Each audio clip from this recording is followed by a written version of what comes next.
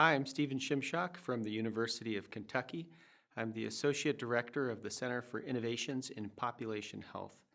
The talk that I was giving today is on creating a culture of best practitioners. Most of us are familiar with the term best practice, which indicates some notion of a procedure that you would follow that's going to give you the best results. I like to think of the term best practitioner as using the word best to identify something that is going to offer kind of the greatest value, and practitioner, somebody who does something that requires skill or practice. And I would expand the definition of practitioner to include everybody who's part of a particular system of care team. So that would include supervisors, not just social workers, but the youth and families themselves. So we're all practitioners of some role in the youth and family team. And I would say that the best really is in the practitioner, because you can have a not so great practitioner not carry out a best practice very well. But a best practitioner, regardless of the circumstances they're given, they will bring out the best in whatever situation they're in. So in creating a culture of best practitioners, I think there's some core components to keep in mind. We've developed a simple framework called facilitated collaborative inquiry that walks people through the inquiry process. It engages them in every step of the inquiry process. And there's 4 simple questions that go to the process. The first one is, how did we come to know what we know? So you'll notice it's phrased how, not what do we know. What we're trying to do is make transparent the knowledge generating process. So how did you come to know about a particular pattern that you saw in your data, or that some youth in your program might be having a different experience than others? How do you come together as a team to talk about that, look at it from different angles so that you can come to some agreement on what the actual issue is?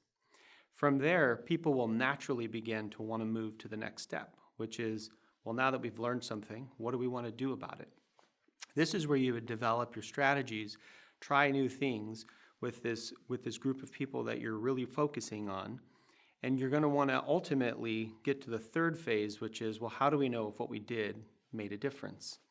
This is where you're going to measure your sort of interim successes. You're trying out new things, you're tracking what works, you're paying attention to what doesn't work because you don't want to repeat those. And ultimately, you'll get to a stopping point and be able to answer that 4th question, which is, how are you going to tell your data-informed story?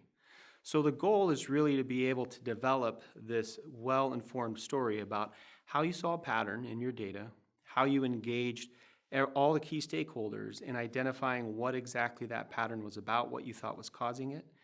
You're going to talk through what you did about it, and you're going to talk about your results. And ultimately, you're going to want to share the strengths that you found. You have great things that are going on in your program, and this will hopefully uncover some of them. And you're going to want to amplify those strengths throughout your entire system of care. And you will also find areas of need where you might need to invest, whether that's time, people, resources, into looking at the issue a little bit further and really understand what are the roadblocks that you're hitting that's keeping you from achieving the best success that you can achieve.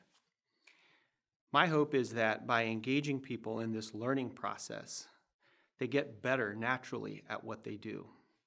And the key message, or the key takeaway that I would want people to walk away with, is to say that people who are good at what they do tend to produce really great results.